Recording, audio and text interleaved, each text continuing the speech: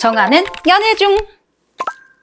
안녕하세요. 최정아 기자입니다. 이번 주는 이 선우은숙 씨 그리고 유영재 씨 소식을 빼놓을 수가 없을 것 같은데요. 우선 이 선우은숙 씨 친언니를 강제추행한 혐의로 법정 다툼을 이어가고 있는 이 선우은숙, 유영재 씨.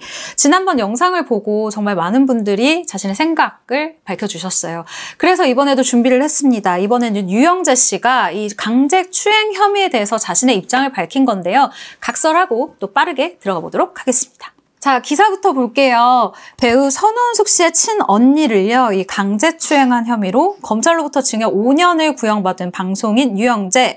그는 이 A씨, 그러니까 선우은숙 씨의 친언니입니다. 이 친언니와 서로 친밀한 터치가 있다라고 주장을 했는데요. 지난 24일입니다. 이 성폭력 범죄 처벌 등에 관한 이 특례법 위반 혐의로 불구속 기소된 유영재 씨의 네 번째 공판이 열렸는데요. 이날 검찰은 유영재 씨에게 징역 5년을 구형했습니다. 자, 이번 논란에서 유영재 씨의 혐의가 무엇인지 궁금해하시는 분들이 있는데, 일단 유영재 씨는 지난 2023년부터 5차례에 걸쳐서 선우은숙 씨의 친언니, 이 A씨의 신체를 접촉하는 등 강제추행한 혐의를 받는다라고 이 기사에 적혀져 있어요. 자, 유영재 씨 이번에 법정에 나와서 A씨를 강제추행한 혐의에 대해서는 전면 부인하는 모습을 보였습니다. 이제부터 하나하나 뜯어볼게요. 먼저 이 A씨는 두 번째 공판에서 증인을 선 적이 있죠. 이때 했었던 이야기를 한번 들려드리자면, 동생이, 그러니까 선우은숙 씨가 골프 패널로 방송 촬영에 갔기 때문에 한 달에 한 번씩 1박을 하고 오는 날이었다. 동생이 전날 나에게 아침 10시가 되면 이 남편을 깨워서 아침 식사를 좀 챙겨줘라 라고 당부를 했다는 거예요. 그런데 10시가 넘어도 유영재 씨가 나오지 않았던 거죠. 그래서 이 언니가 방문을 두드렸는데 이 유영재 씨가 침대에 앉아서 벌거벗은 상태로 들어와 라고 했다는 거죠. 이 항상 가지고 다니는 수건으로 이 앞을, 주요 부위를 가린 상태였다라고 주장을 하고 있는 상황입니다. 근데 이 부분에 대해서 유영재 씨가 이번 네 번째 공판에서 자신의 입장을 밝힌 건데요. 나는 오랫동안 홀로 생활을 했다. 그래서 집에서 의상도 그렇고 자유롭게 있다라고 이야기를 했습니다. 그리고 이 영상 그리고 뉴스 기사화가 정말 많이 된 부분이 있는데요. 나이 60에 이 정도면 괜찮지 않아? 라고 하면서 스스로 자신의 주요 부위를 들어 올렸고, A씨의 엉덩이에 유영재 씨의 그 부분이, 이 주요 부분이 닿게 뒤에서 안았다라고 선우은숙 씨 그리고 선우은숙 씨의 언니가 주장을 하고 있는 상황인데, 사실 이거 말고도 뭐 전달하기 참 민망한 내용들이 많아요. 근데 이 부분에 대해서 유영재 씨가 뭐라고 얘기를 하냐면, 나는 이 가슴을 비튼 사실이 없다는 거예요. 그리고 나를 늘 챙겨주는 사람인데 그런 짓을 한다는 것은 상식 밖의 일이 아니겠느냐. 그리고 이 주요 부위가 엉덩이에 닿았다고 하는데 나는 그런 적이 없다. 1년 반 동안 살면서 그리고 우리는 싸움도 없었다. 라고 주장하고 있습니다. 그러면서요, 이 선우은숙 씨의 언니가 그동안 불편함이나 유감을 표현하거나 이런 적이 없었다라고 하면서 지적 그리고 사과를 요구한 적도 단 한 번도 없었다라고 이야기를 하고 있는데, 이 양측이 정말 대치되고 있는 정말 다른 입장을 고수하고 있는 거죠. 그러면서 이 유영재 씨가 강조한 부분이 있어요. A씨의 진술이 잘못됐다라고 지적을 한 건데요. 이제 재판장에 갔었던 기자들의 말입니다. 이렇게 한숨을 푹 쉬면서 이 A씨와의 있었던 일을 굉장히 또 나름 준비를 했어요. 이 A씨와 비슷한 체격 여성과 직접 재현한 사진을 또 준비를 해서 간 거예요. 그 사진을 보면서 피해자와 같은 나이 연령대의 모델을 섭외해서 실험해봤다라고 억울함을 피력을 했습니다.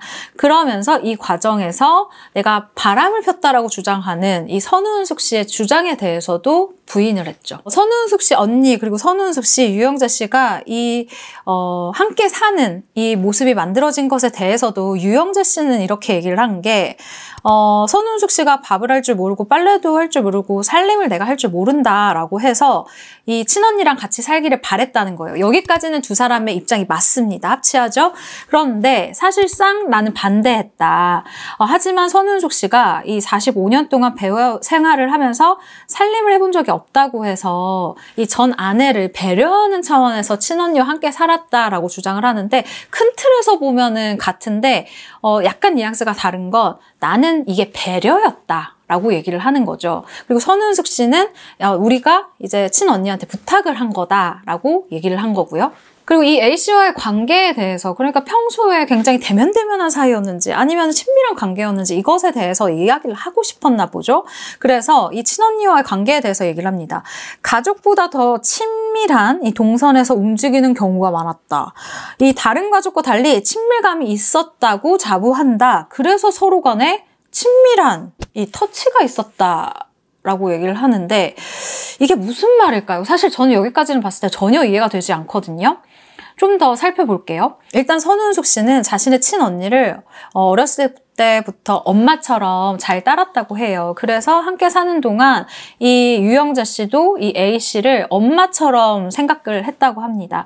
그렇기 때문에 본인 생각에는 다른 가족들, 처형을 생각하는 것보다 좀 더 가까운 관계였다라는 걸 주장하고 있는 거예요.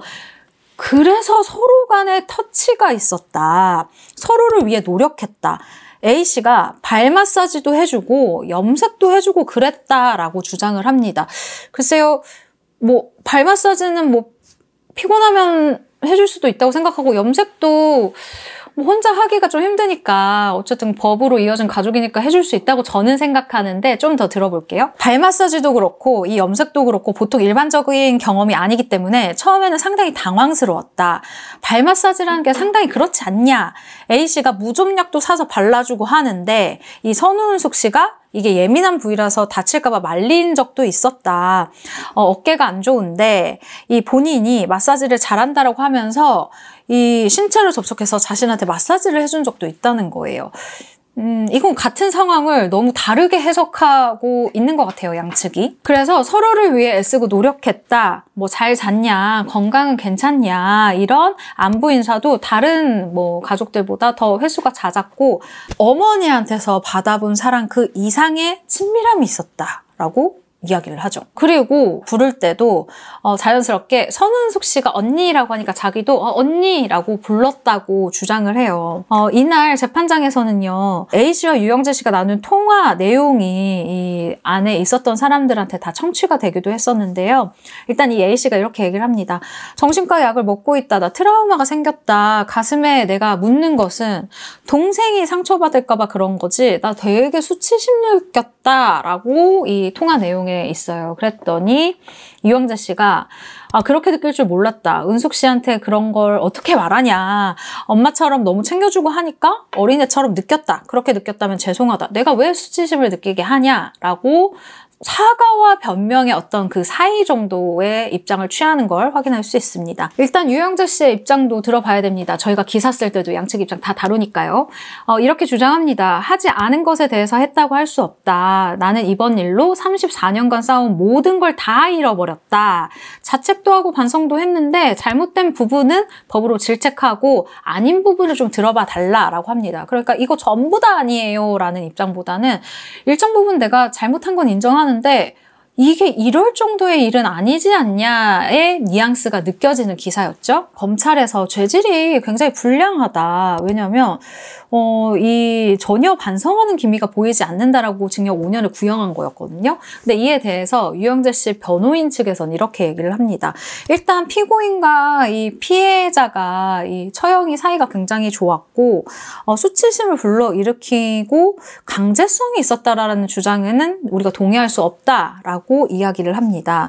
핵심적인 부분은 가슴을 이렇게 비틀었는지, 이 주요 부위가 닿았는지, 누워있는 피해자를 뒤에서 올라타고 덮쳤는지 등 과도한 행위만을 부인하는 건 아니고 아닌 건 아니라고 말할 수밖에 없는 피고인의 입장을 좀 헤아려 달라라고 했습니다. 근데 이 부분이 아마 검찰 측에서는 반성을 안 하네 라고 지금 생각을 이제 하고 있는 것 같아요.